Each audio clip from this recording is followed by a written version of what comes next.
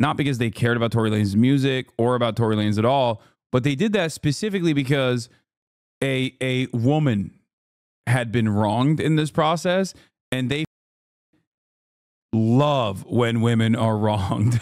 So they were basically misogyny tourists. They were like, oh, I'm a tourist here, but I'm going to take the side of the man here.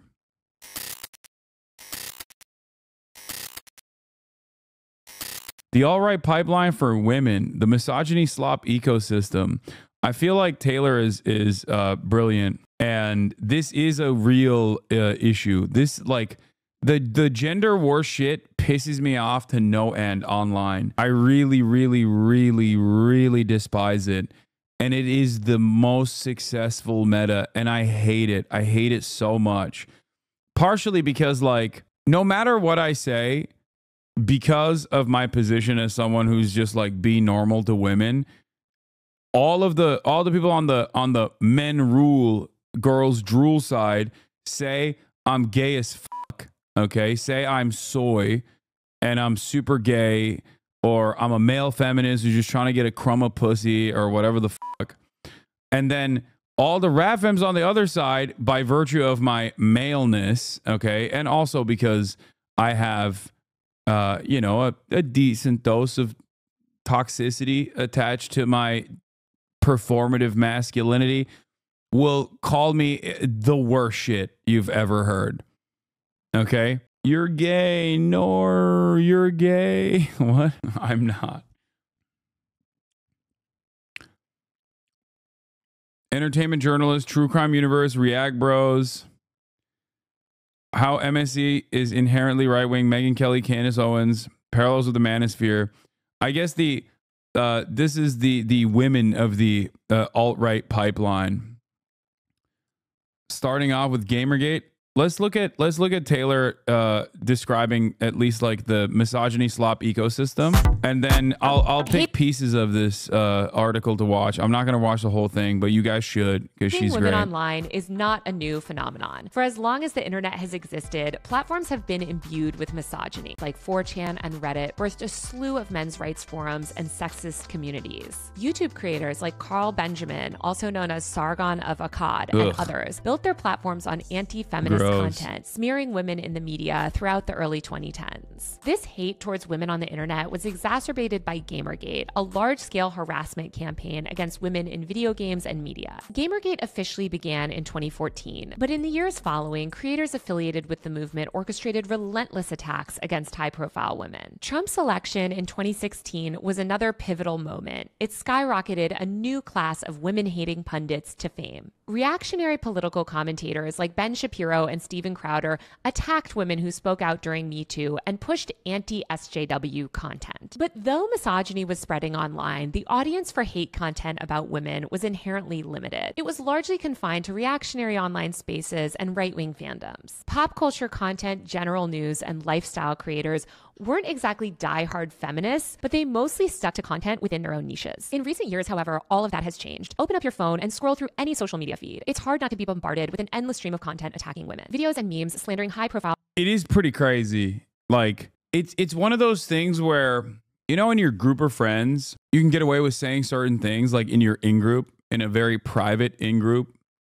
Like, some jokes that I make alongside Noah, I probably would not say in public, right? Don't let your imaginations run wild. It's not like fucking insane shit, right? But one part of that is the sense of assurance, because around your friends, you know what their politics are about, and you know what their worldview is like. You know them very well. But in the outside world, people obviously can misunderstand you, right? Hasan, they're going to kill you because of that. No, it's like, it's about knowing your audience, okay? On some PewDiePie bridge incident shit? No. That's not what I'm saying. That's precisely why I said, like, don't let your imagination run rampant, right? My point is, a loving usage of the F slur towards Austin. Like, the reason why I brought that up is because even if there was like some semblance of like permissible joking like misogyny or whatever. There is no way that you can do that anymore. Okay. I was even thinking about it when I was talking to Theo Vaughn, when we were talking about the weather machine, right? Like Jews owning a weather machine or Jews owning the media or whatever. Like, even as a joke, it's not something that it's not something that you can just like comfortably say, because there are people who believe it. You know, there is like, you just can't do it. And I'm not saying like, oh, you can't say anything anymore, they'll cancel you. Like, that's not my fear at all. I don't give a people misunderstand me all the time. They yell about their misunderstandings all the time. But what I mean is, like, there are legitimately people. Yeah, no, that's right. Jews do have a weather machine. They did the Hawaiian wildfires, and they did the dam breaking or the levees breaking, and the hurricanes in North Carolina and all around the South. And it's just, it sucks. And the same thing goes for even like jokingly saying, it's the same thing that goes for jokingly saying like women be shopping. Like, there are so many unfiltered, unrestricted, insanely misogynistic content creators out there that make a shit ton of money just by saying women ain't shit. And it's very frustrating. It's very, very frustrating. It's crazy. While women like Blake Lively, Meghan Markle, or Amber Heard have become inescapable thanks to the rise of what's being called the misogyny slop ecosystem. The misogyny slop ecosystem is a sprawling network of online content creators and communities that manufacture and boost smear campaigns against women. They target women who speak up for women's rights or have been victims of gender-based crimes like sexual assault, harassment, and abuse. The misogyny slop ecosystem has I call them misogyny tourists. You guys remember? This was a term I coined. This is a term I coined during the Tory Lanez criminal saga. If you remember, Tory Lanez briefly shot Megan Thee Stallion, and in that process, there were a lot of people who didn't even care about Tory Lanez necessarily, but just like got on the Tory Lanez tip. Why did they do that? Not because they cared about Tory Lanez's music or about Tory Lanez at all, but they did that specifically because a woman had been wronged in this process, and they love when women are wronged. So they were basically misogyny tourists. They were like, oh, I'm a tourist here, but I'm going to take the side of the man here. Okay. We've gone so far, right, that normies are leftists now. Kind of. And it is definitely awful. The most vile person you know moonlights as a thirsty woke baby. What? I don't know what you mean by that, but I do think that there are a lot of accounts that have boosted that, because most people see this stuff and they take note of it and they go, your exact words were, people don't like Tory Lanez, they like that he's Megan Thee Stallion. Yes, exactly. radically transform the online landscape and the content that you see. Today, I'm going to be talking to Ofi Doki, the brilliant cultural commentator and content creator who coined the term. We're going to discuss the origins of misogyny slap, what creators make up this ecosystem, how it became insanely profitable, and how all of it funnels people directly into the far-right media machine. Ofi, welcome to Power User. Thank you so much for having me on. Okay, so to start off, how would you define misogyny slop? So I think there's always been an element of this online, right? But I think for me, the thing that makes it slop is when it has very, very low quality standards for what you're making. Somebody who's making something that I just disagree with and they don't like a woman, that's not always going to be misogyny slop. But I think it's algorithmically driven at this point now, where we're already primed to dislike, distrust, and disbelieve women, and especially women who have come forward about being victims of something. This is already the idea that is most easy for people to pick up on and think has been what's been in their head all along. It's not introduced. All right, I'm gonna. She gave an introduction to the Gamergate, creator funds role, law tubers. So she goes through like body language experts, T channels, law tubers, deep divers, and there are many different entertainment journalists, the true crime universe, React Bros. And what's interesting about this is that like a lot of this space plays a role in developing and normalizing right-wing perspectives, like anti-women perspectives. And then you have some very prominent female content creators such as Megyn Kelly, Candace Owens, and also Brett Cooper, who genuinely lean into this meta. They always assume the position that like the guy is right, okay? And they utilize the the pre-existing social battles that are happening by garnering that by generating the attention, like by generating attention, by focusing on like popular subjects, especially like gossip and drama and things of that nature, and develop audiences. There are a lot of people.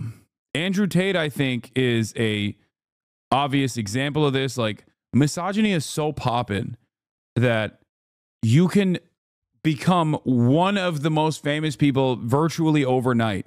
Like, he rode that misogyny spaceship basically to fucking superstardom. Went from a guy who was getting clowned on online for saying, if you like Star Wars, you're gay, to a dude that was in front of every person under the age of 18, every young man under the age of 18 that was just like, this is my guy, he's my GOAT. Okay? The dynamic of this space, like right-wing commentary, has also changed.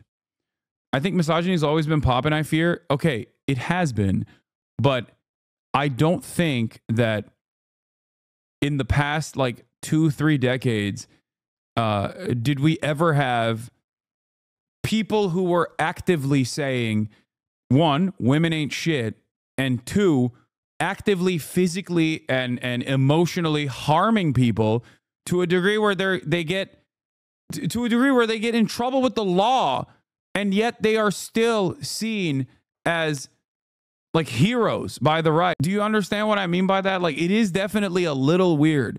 Yes, misogyny has always existed, and it certainly was worse in the past as well. I mean, listen, women couldn't fucking work. You know what I mean? Like, that, not that long ago.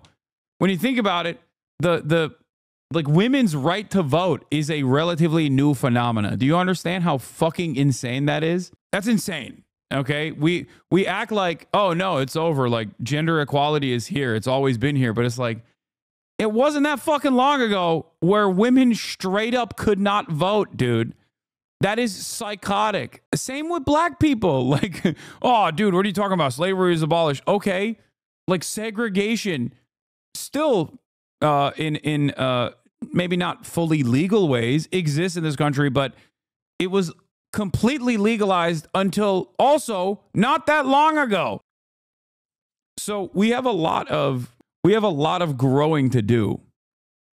All right. Having said that, I do feel like there was like a decade of kind of moving in the right direction, and there has been this massive backlash towards that, and now we are bouldering towards the exact opposite direction actively. If only we could acknowledge feminism, and also white feminism being a big problem against race. What? Feminism against race? What does that even mean? Brother, my grandfather alive was in an Indian boarding school taken from his family. Yeah, there's that too. God, there's so much awful shit that this country has done to its citizens and continues to do to its people. Holy fuck. Okay. The point I'm trying to make is that there's a lot. There's definitely still a lot of room to grow.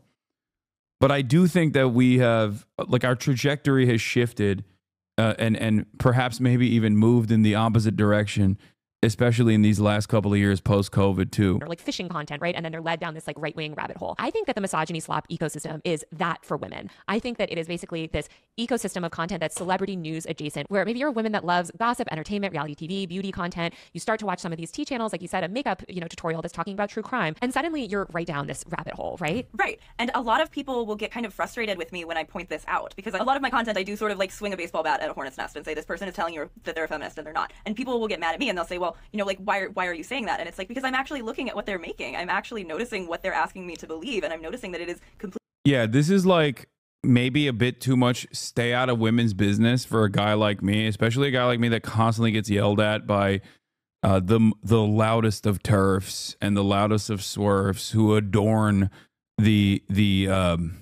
fake shield of feminism when they're clearly not.